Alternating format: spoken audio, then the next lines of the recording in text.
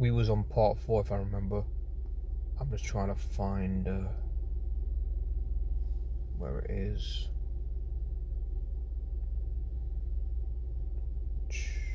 Here it is, right here. This is part 4.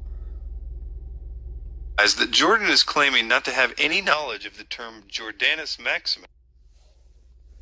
Let's continue up from what we were doing last time.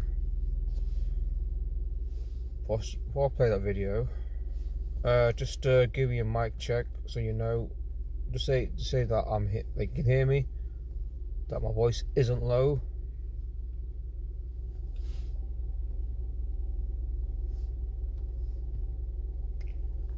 Because sometimes people say they can't hear me, so I hope you can hear me this time. If you can.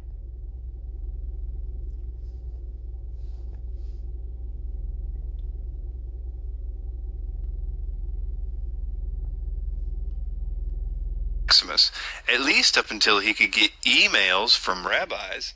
And considering emails are pretty late and his career has been pretty long, this is saying that he had no idea up until pretty recently of this term Jordanus Maximus. Now again, this term comes from Madame Blavatsky's book. Basically, in this video, this is Chris White, for those who don't know. This is Chris White. He made a video called David Icke Debunked. Then he made one about Jordan Maxwell Debunked, which is broken down parts. There's a full version on YouTube with this sort of Daily Motion, because where he challenges some of the stuff they're saying, the statements that they make, because back in the 90s the internet wasn't really available until the late, like, well, not 90s, but I'm just saying, for example, like in the 90s, where it wasn't much available at the time, these researchers are able to say the things they want and not really get challenged by someone with an alternative voice. I don't mean challenged from the mainstream, but challenged by someone else that's also knows the conspiratorial agenda, right? And now, thanks to the internet, people like Chris White come along and said, "Oh, hold on a minute, what's this? What are these truth seekers, researchers saying, and what statements are factual or not factual?" And it's becoming apparent that much of what Jordan Maxwell used to say over the years are not factual. He's making basic errors, basic mistakes. It does undermine his credibility, it really does.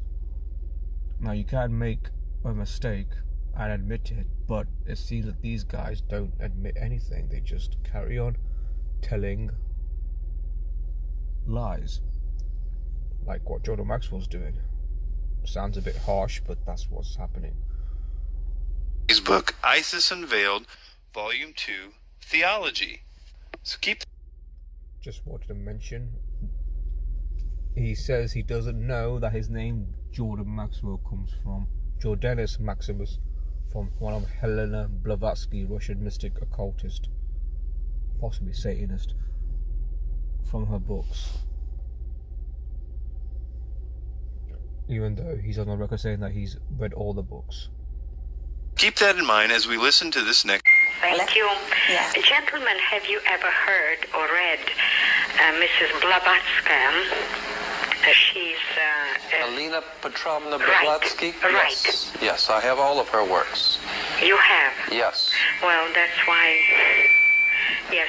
I think her best work was ISIS Unveiled, Part 2, which is theology. Right. Science. And that was an exceptional work. I think that Helena Petrovna Blavatsky, the Russian mystic, was a very wise and perceptive lady, and she had some very profound knowledge, obviously, and her academic achievements were extraordinary, and so I have a very high respect for the work of Helena Blavatsky. So are we really to believe that Jordan Maxwell had no previous knowledge of the term Jordanus Maximus, the second in the trinity of Helena Blavatsky, in her book ISIS Unveiled, Volume 2, Theology, which he clearly says is his favorite book? This man, claiming to be a great wordsmith, didn't know that until he got an email from a rabbi? Something doesn't add up. Listen to Maxwell here, and then listen to Frank Lordy as he describes a little bit about why we should be concerned about what Maxwell is saying. I believe that the church and religion in general in the Western world, which is to say Judaism and Christianity, have given to the world much good and has been beneficial. But like any and all technologies and thinking, it has also brought with it many things which have hurt the human family. And so I think that this is why the human family is being mutated. I think we're being brought into a new world that you are not going to recognize in the next 20 to 50 years. I think this is going to be necessary because the way we're going now, our world is out of control. The violence and the hatred among peoples is going to have to be done away with. We're going to have to do something about the facts of life. And the facts of life is that other people are on this earth and you didn't put them there. Other people are on this earth because the God who created life has allowed all of us to be here, and somewhere along the line there's got to be order on this planet. And I believe that there are certain individuals are ordained to make sure that happens. So I don't have any problem with power. I have problems with people who misuse power. But those people who have the power to do something for the good of mankind, I am sure that they are working around the clock, taking care of their business. Any seeker of truth instantly should pick up on the catchphrase, "Oh, there will be order. Order is coming." Remember, order out of chaos. So what Maxwell is telling you is, in essence, chaos is coming. Things are going to get worse and worse and worse, and then order will be restored. This is what the New World Order represents. This is nothing new. This is the same old, same old. This is someone telling you that, hey, we're not going to stop the New World Order. We're going to embrace the New World Order because we may be thrown into turmoil for a little while, but eventually order will be restored. An end to war, blah, blah, blah, world peace. Oh, yes, it's all coming. It's all coming. I believe that these are the days in which the Bible calls the days of the meting out of justice. What goes around comes around. And it's a time in which the powers of the universe are going to enlighten mankind whether they're ready or not. And unfortunately, I don't think there are too many people in the world who are ready for the very near future that's coming. Again, I have always been interested in words, terms, symbols, emblems, because I think that's the way the Spirit communicates with us, is with symbols. And as we all know, symbols are used by the Illuminati. Symbols are used by secret societies. Symbols may be used by some spirit, but you have to really ask yourself what kind of a spirit is only interested in speaking to those that can somehow magically and mystically interpret their symbols. This is paganism. This is possibly Satanism, Luciferianism, but is it truth? Does Jordan Maxwell have anything to back this up with? Personally, if I were to believe that there's a God, and I do, I find it extremely hard to believe that he would send cryptic messages that no one can really understand unless they are well-versed in the mystery schools, when he very simply could just write the truth out for everyone to read. Wow, there it is. Oh, I understand now. As opposed to symbols that only an elite few can understand, because you too can become illuminated through knowledge. Secret knowledge, hidden knowledge, knowledge that God sent down but refused to show anyone that isn't willing to study symbols. I believe it is an article of my faith that for whatever you might wish to call these entities, the Bible refers to them as sons of God. Sons of God, incidentally, are not angels. You need to understand there's different words, and the reason why there are different words in the Bible because they mean different things. There's a world of difference between an angel and the sons of God and the watchers. These words are not there to fill out pages. They're telling you something. Angels are one thing. Sons of God are able, we're told, to materialize in human form and cabort with women and get them pregnant. It shows that plumbing worked.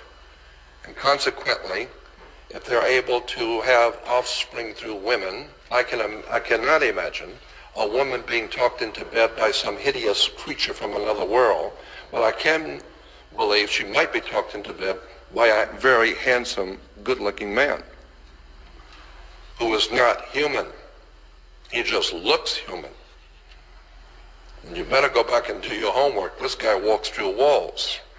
Consequently, I believe, as an article of my faith, that there are individuals on the earth today who are, for a lack of a better term, divinely ordained in their position of power. And I don't know if that makes me happy or not, but I'm smart enough to accept it and realize that, I guess for a lack of a better way of saying it, someone has to run the world. And if they are here, and they have come here from another place and another time, they have extraordinary wisdom, power, and knowledge. And consequently, I don't see them, if this be true, this is just an article of my belief, but if this be true, that there are entities here who are not completely human, but who are a combination of the divine and human, then I see no problem with this. I accept that there are powers over us, and I think that they will reward you for your diligence and your intelligence. If you intend to be stupid, then let them. The implications here may not seem like much to those that are unschooled in the Old Testament, in Old Testament theology, and those that don't understand who the sons of God are. And these sons of God are who Jordan Maxwell is telling you are going to reward him for being smarter than everyone else. And anyone else that wants...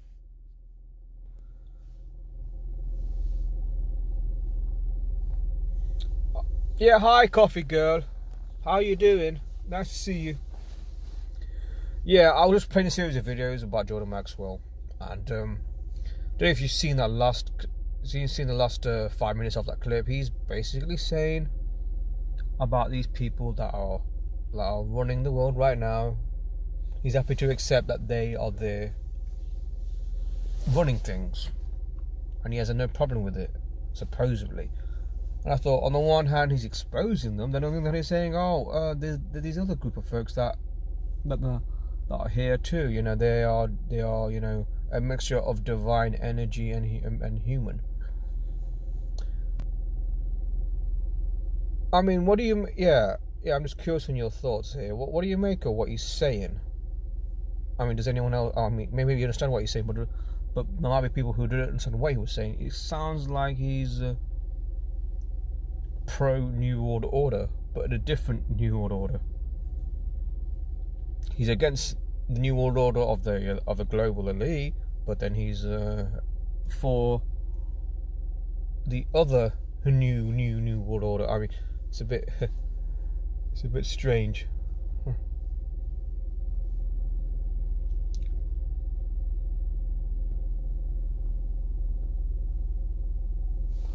Yes, it's very strange.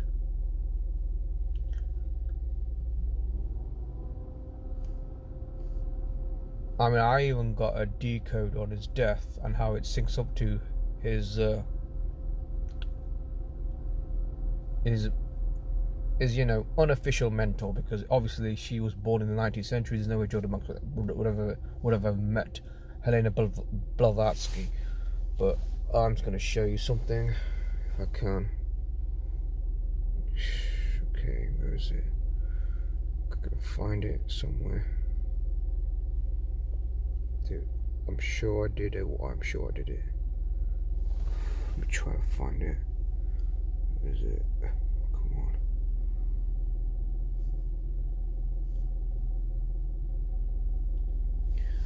on. As you know, Jordan Maxwell, he died March 23rd, and this is where he gets most of his inspiration from. This woman here, Russian mystic, founder of the Theosophical Society,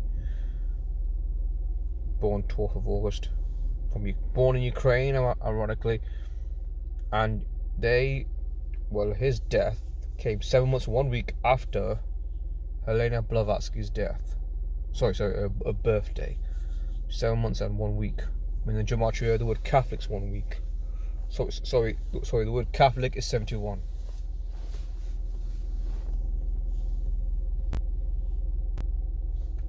So, yeah. And, Jordan Maxwell said that he came from a Catholic family, and some of his relatives, his uncles, were mobsters.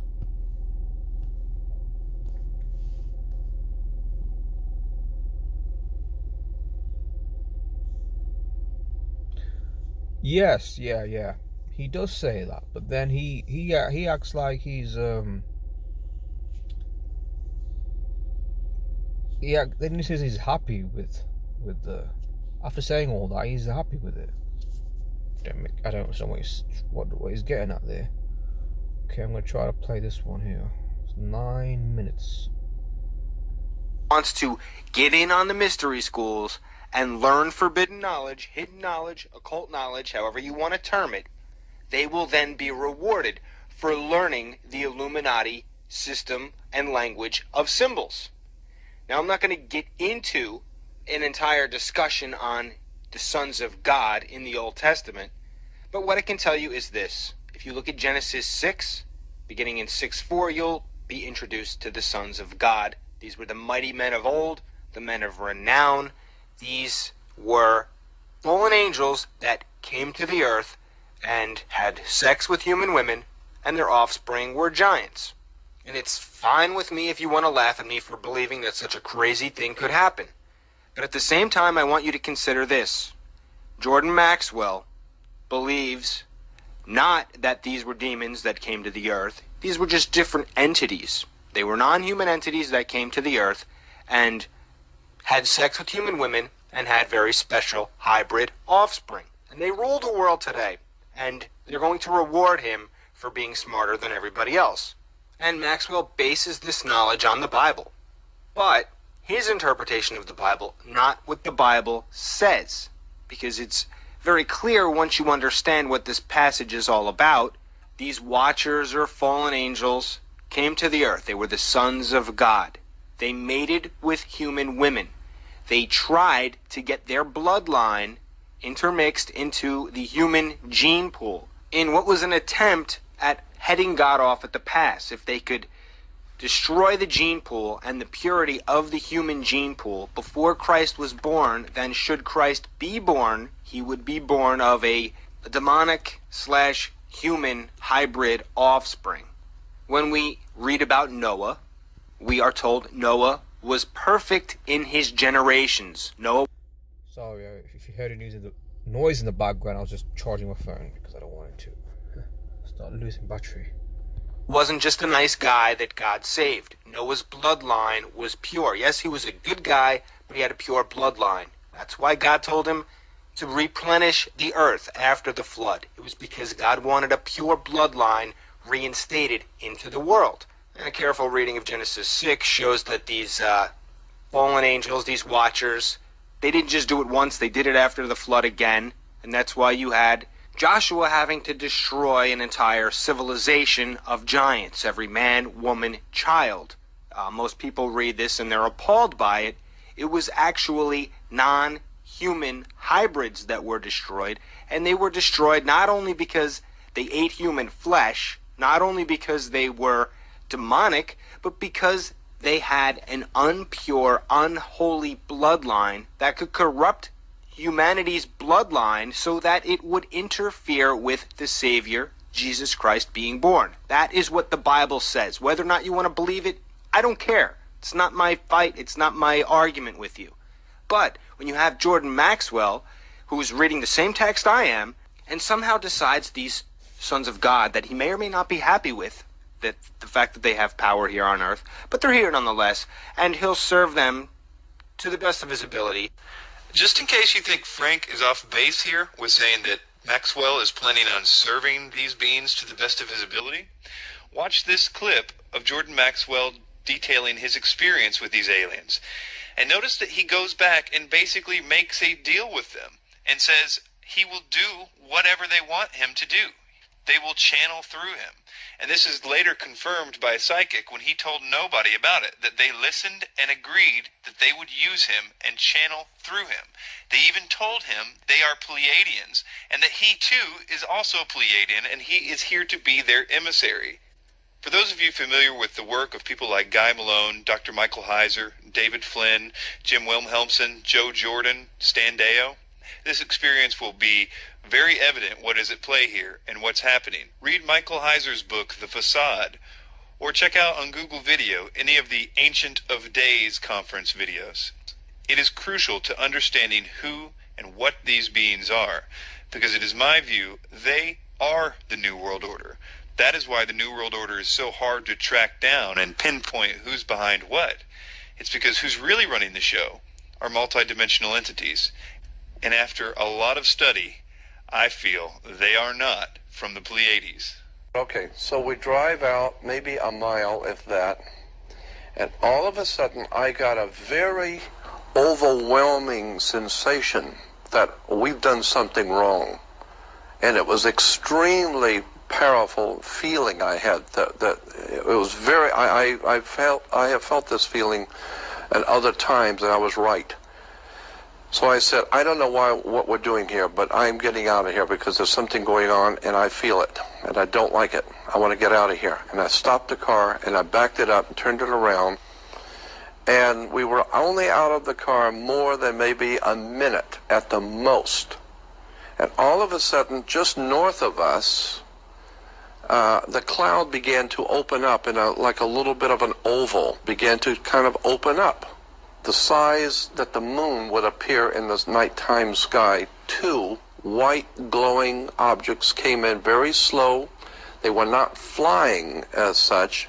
They appeared to be just electronically or magnetically floating.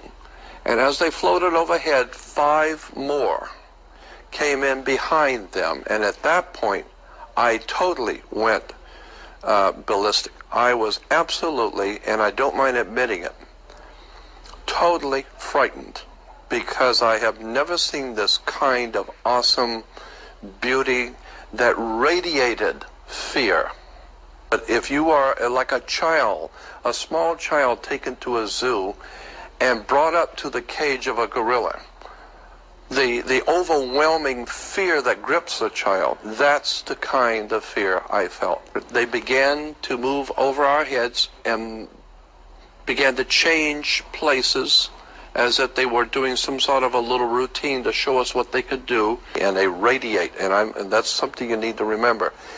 They radiated a fear off of them. You could feel it. You're in the presence of something awesome, fearful. And I grew up from about the age of 7 or 8 having otherworld experiences. All of my life I have been involved in otherworld experiences. For whatever reason. And I have experienced many things as a teenager and as a child and even in adult years that were just startling things. Nothing compared to this. Nothing. So I got in the car and I cranked the engine, and they got in the car because they realized I was serious. And so they rolled the windows down and leaned out the window backwards so that they could watch while I'm driving away. And I tore out to the highway. When I did, Paul sitting in the back seat, Ivy in the front seat, leaning out the window backwards, they went totally ballistic to each other.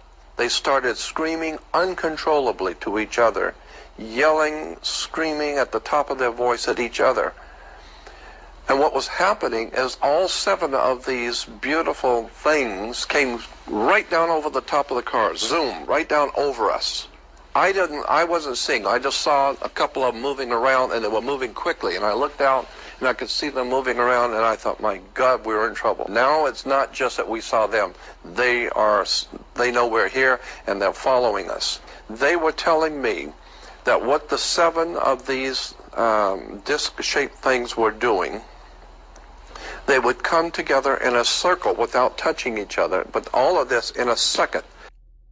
To summarize, he's talking about a UFO experience he had, a bit like what David Icke was saying about in his book Truth Vibrations, where the entity spoke with him. Now this goes back to Helena Blavatsky, where she claimed she had experience with entities talking to her. I'm not saying these things don't. I'm not saying people can't experience them kind of things, but for some reason these entities don't seem to be of a positive nature, rather demonic nature.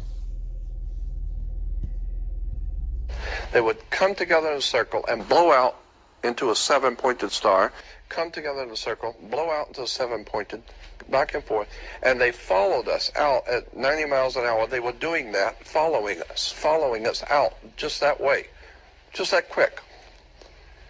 That kind of technology we don't have. The next morning, I got up late. I went over to the restaurant. Paul and I had already gotten up and gone over to the restaurant. They were having breakfast and talking to the townspeople. And they had a big group of people around the table, and they were talking about the experience. So when I walked into the restaurant, I thought that what they were talking about is the experience the 3 of us had had the night before. But they were talking about what happened to them last night in the motel room. Paul said that he, about a half hour, 45 minutes, something like that, after he fell asleep, he woke up totally awake, and something picked him up. Actually picked him up and set him up in bed involuntarily. And the moment he sat up, a light came on over his head like a little dim night light. And he looked up to see an alien's face with the typical alien.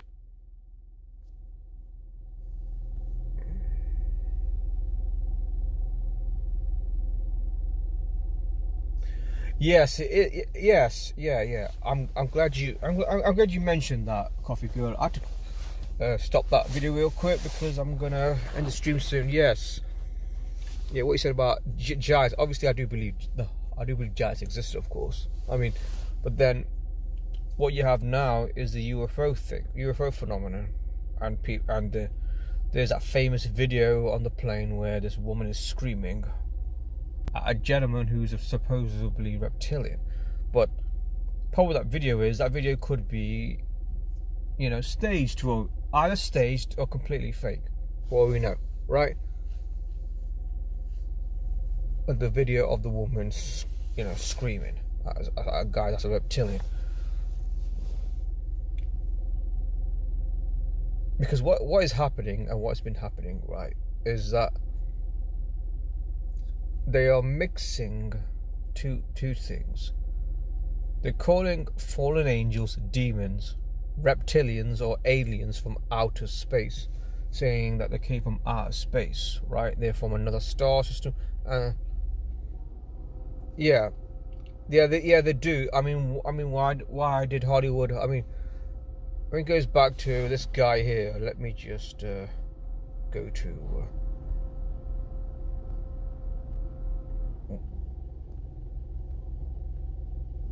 Now, I'm just gonna quickly mention this. I'm going to read some of this here.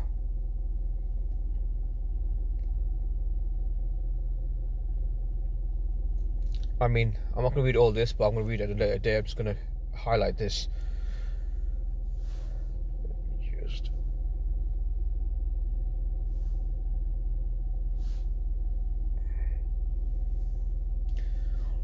I mean, this sums it up perfectly. Although most recently popularized by David Icke, the notions of the connection of a worldwide conspiracy orchestrated by reptilian beings, like the UFO mythos itself, has its origins in theosophy, the occult tradition founded by Helena Blavatsky, godmother of the New Age movement. Because that's what it is, really.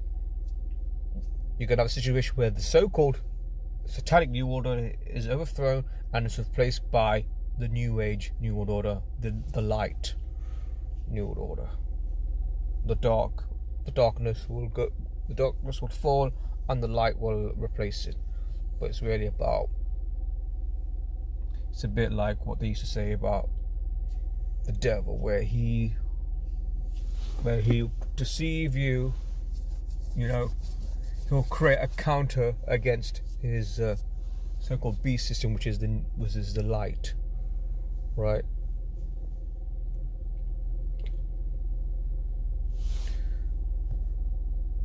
So I'm gonna just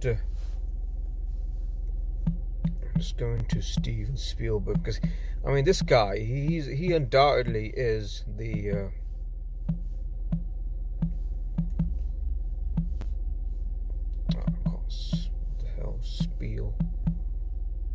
He's a guy that's been, I mean, this guy made a career out of making movies about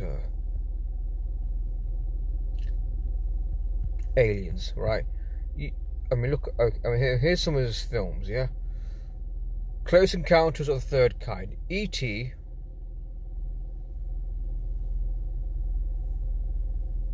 there's AI, and then there's The War of the Worlds, another alien themed film.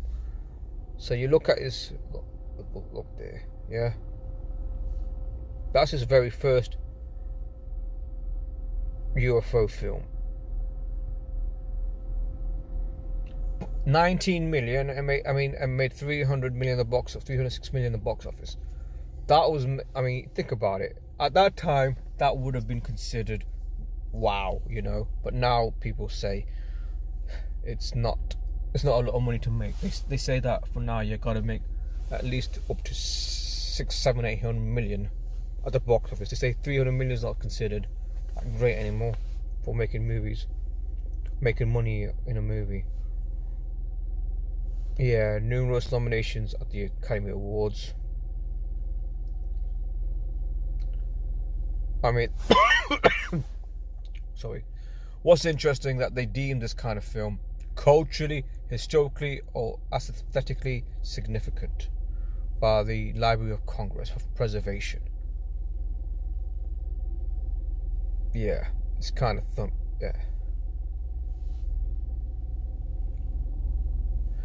yeah, suggests that humanity needs to enter the community of cosmos. Yeah. Sorry for the noise in the background. I mean, this is like the first. I mean, it's not the first film about aliens, but this is like the first modern take on aliens, because they were doing alien films in the 50s because of the UFO crazy. There's two people there. Yeah, don't know if you've seen that Coffee Girl, but that's just summing up Steven Spielberg, because he's pretty. I don't. Yeah, exactly. Yeah. Yes, you see how I'm sharing this. Spielberg, he's been absolutely prominent in pushing this UFO alien agenda. He's been so prominent. He just wants to put it out there, and he's able to do it because he's got millions and now billions of dollars to do it. I mean, I would not be surprised if he ends up making an alien type movie, assuming that he ever does. I mean, we see it a lot now in the MCU, DC, which I do watch, about this alien phenomenon thing. On the one hand, it's entertaining on the one hand, but then But then they just want us to believe in aliens. Just want us to believe. And then you got that guy Stephen Greer, Dr. Stephen Greer, who's supposedly in contact with the ETs and all that, but he's never like revealed anything, like anything of actual evidence of UFOs from outer space, aliens from outer space. He's never revealed any of that sort. He just says he's got all these high-level contacts.